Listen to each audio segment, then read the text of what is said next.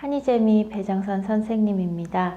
오늘은 제52회 토픽2 기출문제 풀이 듣기 11번째 시간입니다. 41번부터 44번까지 문제 같이 보도록 하겠습니다. 자, 그럼 바로 시작해 볼까요? 네, 41번부터 42번 문제는 강연입니다. 강연의 중심 내용을 물었고요. 들은 내용과 일치하는 것을 물었네요. 그러면 42번을 먼저 풀어야 합니다. 자, 그런데 선택지를 한번 볼게요. 방백은 해서 방백이라는 것이 주어로 다 나오고 있는데 여러분 방백이 뭔지 모르잖아요. 그죠? 자, 그래서 방백은 이렇게 돼 있는데 우리가 방백이 뭔지를 모른다는 거죠. 그러면 뭐예요? 아마 이 듣기의 제일 첫 부분에 방백이 무엇인지 가르쳐주는 문장이 나올 겁니다. 여러분 그렇습니다. 이거는 토픽을 치는 친구들이 대부분 다 모르는 단어일 거야 라고 생각을 하는 그런 단어는 분명히 그 단어의 의미를 설명하는 말이 들어있어요. 그래서 우리는 이 듣기를 할 때 제일 중요한 게 뭐냐 하면 방백의 의미를 찾는 거예요. 방백이 뭐지? 뭐가 방백이지? 하고 방백이 무엇인지에 대해서 이해하는 것, 그게 이 41번과 42번 문제를 푸는 가장 중요한 열쇠가 될 것입니다. 자, 그래서 방백 여기도 보세요. 방백은 이렇게 방백이라는 말이 선택지에 전부 다 나오고 있어요. 그러면 방백이 뭔지 모르고 문제를 어떻게 풀겠어요? 그죠? 그러니까 여러분이 방백의 의미가 무엇인지 듣기에서 내가 무조건 알아내야겠다. 이렇게 생각을 하면서 듣기를 해야 합니다. 자, 일단 우리는 방백이 뭔지를 모르지만 한번 선택지만 한번 읽어볼게요. 그렇게 해야 그래도 나중에 듣기를 할 때 방백이 무슨 뜻인지 이해하는 게 훨씬 빠르니까요. 자, 보겠습니다. 방백은 관객들의 반응을 유도하기 위해 사용된다. 관객이라는 말이 나오네요. 그리고 현대극에서는 배우, 현대극, 방백을 하는 것이 허용된다. 관객이 나오고 배우가 나오고 현대극이라는 말이 나오네요. 그러면 연극이에요. 그쵸? 연극에서 연극 배우가 관객에게 하는 어떤 것, 그게 방백인가 봅니다. 이렇게 생각을 해볼 수 있어요. 그리고 19세기 말에는 연극에서 방백이 활발히 활용되었다. 요거는 이걸 잘 들으면 되죠. 네, 19세기 말에 방백을 했는지 안 했는지 들으면 되고요. 방백은 부자연스러워서 로마 시대에는 사용되지 않았다. 이것도 들으면 됩니다. 그냥 로마 시대에 사용했다 안 했다, 뭐 19세기 말에 했다 안 했다, 이거는 쉬워요. 지금 1번, 2번 같은 경우에 방백의 의미를 알아야 정확하게 풀 수 있는 선택지이기 때문에 여러분들이 이 듣기는 어쨌든 방백이 뭔지를 내가 알아내면서 들어야 하는구나. 그거를 선택지를 보면서 딱 생각을 해야 돼요. 그러면 여러분이 조금 더 쉽게 문제의 정답을 찾을 수 있습니다. 자, 41번도 한번 볼게요. 중심 내용입니다. 이거는 맞아요, 틀려요를 묻는 문제가 아니고 이 사람이 제일 중요하게 생각하는 게 뭐예요? 그걸 찾아야 돼요. 자, 방백은 배우의 실력을 판단하는 중요한 요소이다. 방백으로 배우의 실력을 판단한다. 이게 중요한 건지, 관객들은 방백보다 배우의 연기에 집중해야 한다. 관객이 방백 중요하게 생각하면 안 돼. 연기 집중해야 돼. 이게 중요한 건지, 방백은 관객이 등장인물을 이해하는 데 도움이 된다. 방백이 이렇게 좋다라는 건지, 관객들은 방백의 내용을 파악하려는 노력을 해야 된다. 내용을 좀 알아들으려고 생각해야 돼요. 이렇게 얘기하는 건지.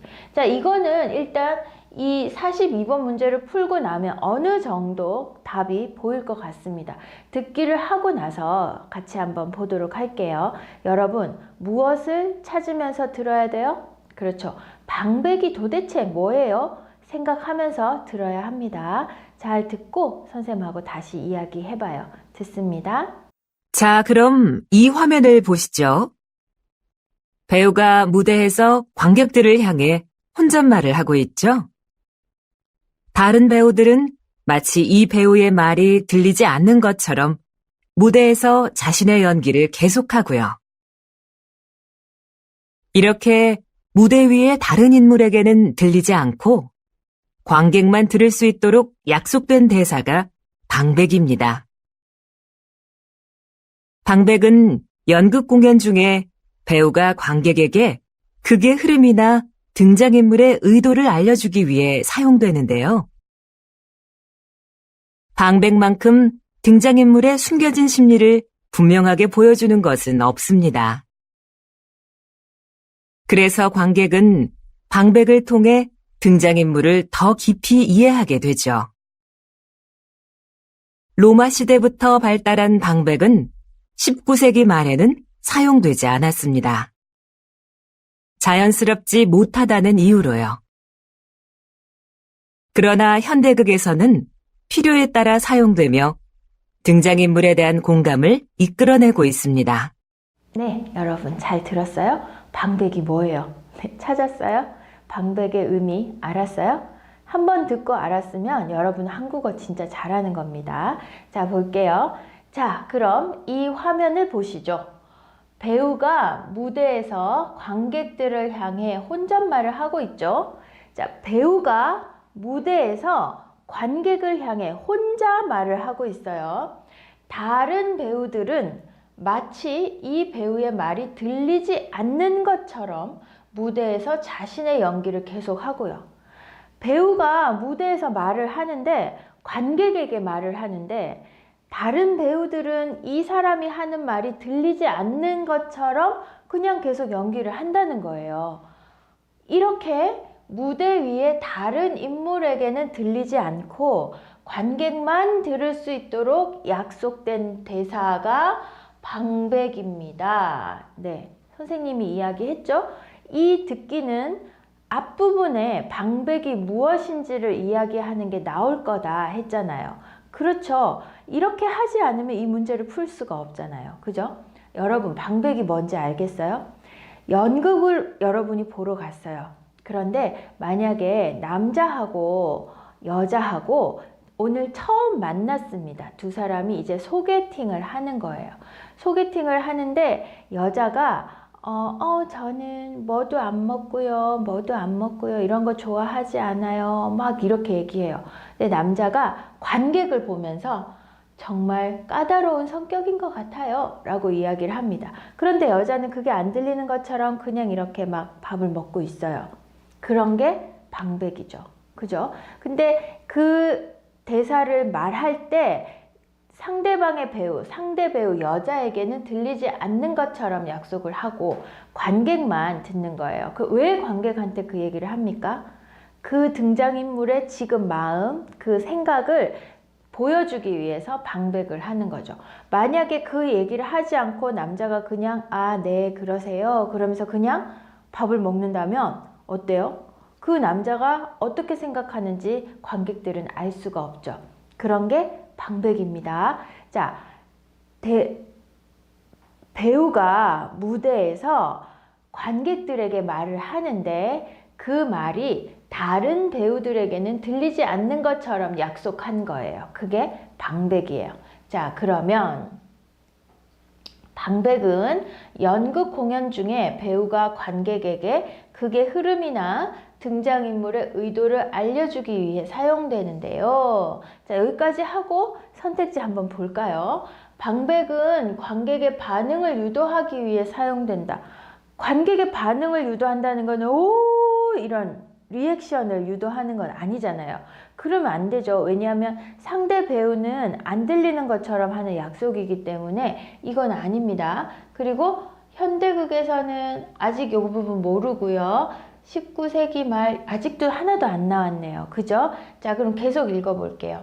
방백만큼 등장인물의 숨겨진 심리를 분명하게 보여주는 것은 없습니다. 등장인물의 숨겨진 마음, 숨겨진 생각, 이런 것을 정말 잘 보여줄 수 있다는 거죠. 그래서 관객은 방백을 통해 등장인물을 더 깊이 이해하게 되죠. 로마 시대부터 발달한 방백은, 로마 시대 아까 있었죠. 로마 시대부터 발달한 방백은 부자연스러워서 로마 시대에 사용되지 않았다? 아니에요. 로마 시대에 사용됐어요. 그때부터 발달했어요. 19세기 말에는 사용되지 않았어요. 19세기 말에는 활발히 활용되었다. 아니에요. 사용되지 않았어요. 그죠? 그 다음, 자연스럽지 못하다는 이유로요. 그러나 현대극 여기 있죠? 잘 봐야 되죠?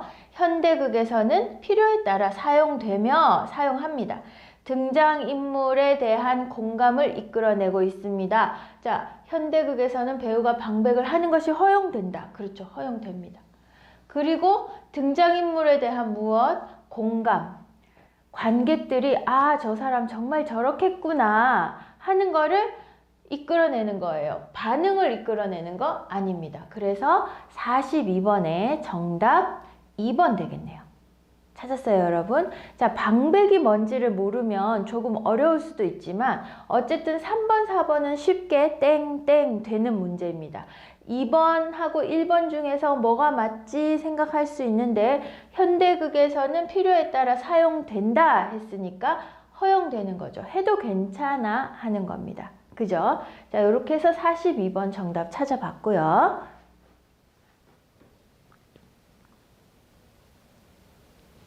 41번 문제 보겠습니다.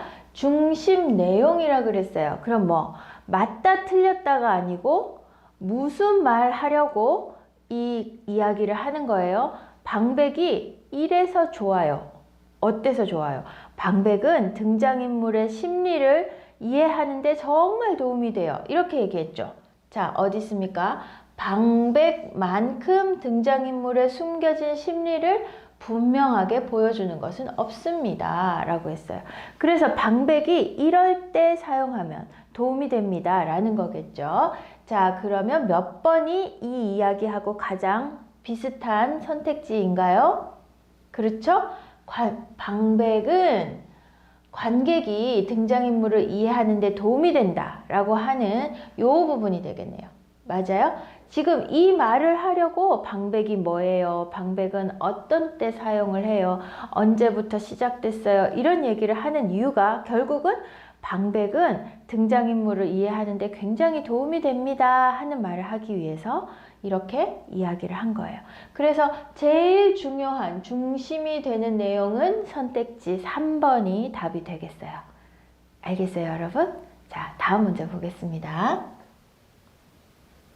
네, 여기도 똑같이 중심 내용이 나와 있고 나방에 대한 설명으로 맞는 것을 고르십시오 했는데 나방에 대한 설명으로 맞는 것을 고르십시오. 결국 글의 내용과 일치하는 것을 고르십시오 하고 똑같은 문제입니다. 그래서 이것도 44번 먼저 정답을 찾으면 되는데요. 나방이 뭔지 여러분 나방 알아요? 나방은 밤에 많이 다니죠. 조금 색깔도 회색 이런 색깔 많고 나방을 이렇게 탁 잡으면 가루가 막 떨어지는 그런 거 있죠. 그런 게 나방입니다. 나비하고 비슷하게 생겼는데 조금 달라요. 그죠? 나비는 앉을 때 날개를 이렇게 하죠. 날개 두 개를 세로로 하는데 나방은 이렇게 납작하게 앉습니다. 그렇게 해서 나비와 나방을 구별하기도 하는데요. 자, 나방에 대한 설명으로 맞는 것을 고르십시오 했습니다.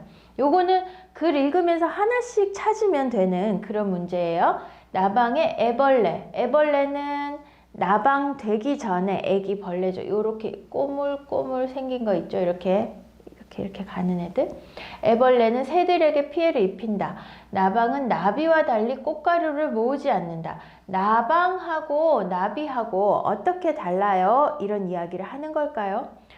나방 몸에 있는 가루는 우리 몸에 해롭지 않다. 아까 선생님이 이야기했잖아요. 나방을 이렇게 탁 잡으면 가루가 막 있어요. 그 가루가 사람에게 나빠요? 안 나빠요? 잘 들어야 합니다.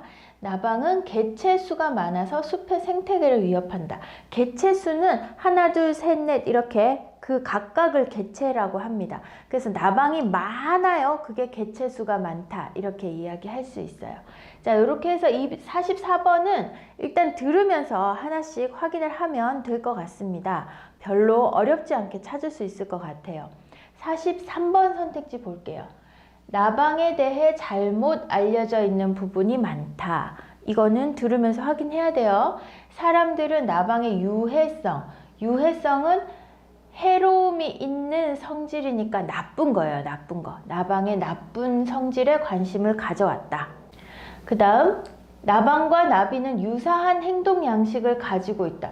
유사하다, 비슷하다는 거죠. 비슷한 행동 양식을 가지고 있다. 이 말을 하기 위해서 이 글을 썼을까요? 이 이야기를 할까요? 나방의 애벌레는 생태계에서 중요한 역할을 한다. 나방의 애벌레 이렇게 중요해요. 이게 제일 중요한 내용일까요? 잘 모르겠어요. 자, 선생님이 나방하고 나비에 대해서 비교하는 내용일 수도 있고 아니면 나방에 더 초점을 맞추어서 하는 얘기일 수도 있다고 했습니다. 어떤 내용일지 한번 들어보겠습니다. 듣습니다. 어두운 밤, 나방들이 빛을 향해 모여든다. 나비와 비슷하지만 나비와는 다른 대접을 받아온 나방. 사람들은 나방이 밤에만 나온다고 생각하지만 꽃에 앉아 꽃가루를 모으고 있는 이 나방처럼 낮에 활동하는 것들도 있다. 색깔이 칙칙하다는 것도 우리의 편견이다. 나비보다 색이 다양하고 무늬가 화려한 경우도 많다. 나방의 몸에 붙어있는 가루들도 사람들이 나방을 싫어하는 이유 중에 하나이다. 인체에 해로운 성분이라는 오해 때문이다. 그러나 이것이 병을 유발하거나 특별한 화학작용을 일으키는 경우는 없다. 나방의 애벌레는 식물의 잎을 먹어 해충으로 인식된다. 하지만 사실 숲의 생태계에서 보면 그들은 없어서는 안 될 존재이다. 대량 번식하는 나방의 애벌레는 새들의 가장 중요한 먹이인 것이다. 네, 여러분 잘 들었어요? 한번 보겠습니다. 어두운 밤 나방들이 빛을 향해 모여든다. 보통 나방은 밤에 많이 다니니까. 나비와 비슷하지만 나비와는 다른 대접을 받아온 나방. 자, 나방에 대해서 이야기를 하네요. 사람들은 나방이 밤에만 나온다고 생각하지만 사람들은 어떻게 생각해요? 나방은 밤에만 나와요 생각해요. 하지만 했으니까 그거 아니다 하는 거겠죠. 꽃에 앉아 꽃가루를 모으고 있는 이 나방처럼 낮에 활동하는 것들도 있다. 자, 사람들은 이렇게 생각해요. 하지만 틀렸어요. 낮에 활동하는 나방도 있어요. 자, 그럼 뭐예요? 꽃가루를 모으네요. 나방은 나비와 달리 꽃가루를 모으지 않는다. 땡! 이거 틀렸어요. 그 다음, 색깔이 칙칙하다는 것도 우리의 편견이다. 이거도 우리의 편견. 조각 생각, 잘 모르면서 하는 생각. 나비보다 색이 다양하고 무늬가 화려한 경우도 많다. 색깔 있나요? 나비 색깔? 아직 여기 색깔은 얘기 안 했어요. 그 다음, 나방의 몸에 붙어있는 가루들도 가루 이야기 하네요. 잘 봐야죠. 사람들이 나방을 싫어하는 이유 중에 하나이다.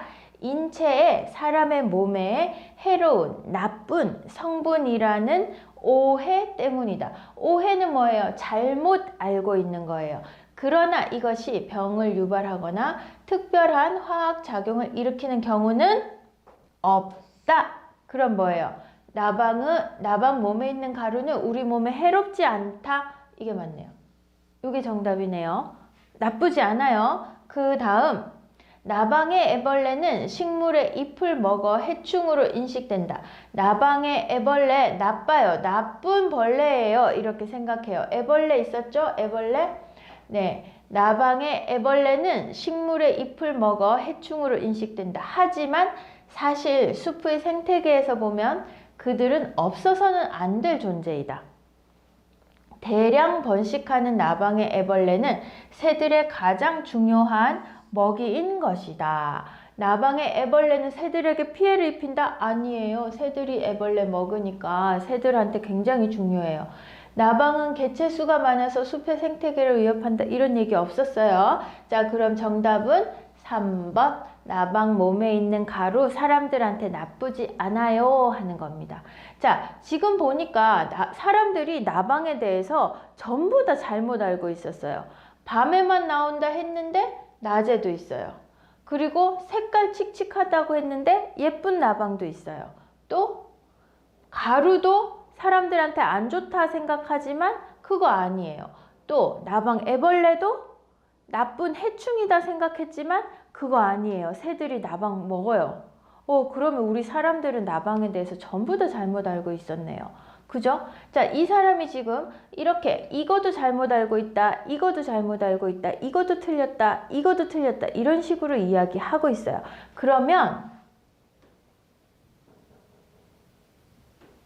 그러면 중심 내용은 뭐가 될까요? 중심 내용. 여러분 뭐라고 생각해요?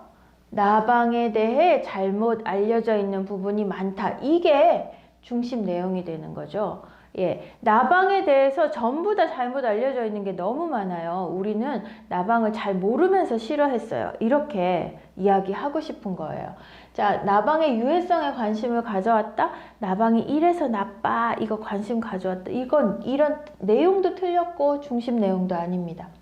나방과 나비는 유사한 행동 양식, 이런 거 행동 양식에 대해서는 꽃가루 모으는 거 하나만 나왔어요. 그죠? 나방의 애벌레는 중요한 역할을 한다? 생태계에서 중요한 역할을 한다? 먹이, 새들의 먹이가 된다. 그 말이 제일 중요한 말입니까? 아니죠. 사람들이 이거 잘못 알고 있어요. 이거 잘못 알고 있어요. 잘못 알고 있어요. 이것도 잘못 알고 있어요. 할 때 조그만 부분이었잖아요. 그건 중심 생각이 될 수가 없죠. 그래서 정답은 1번. 나방에 대해 잘못 알려져 있는 부분이 많다 하는 1번이 정답이 되겠습니다. 자, 여러분. 이렇게 해서 오늘 41번부터 44번까지 풀어봤습니다.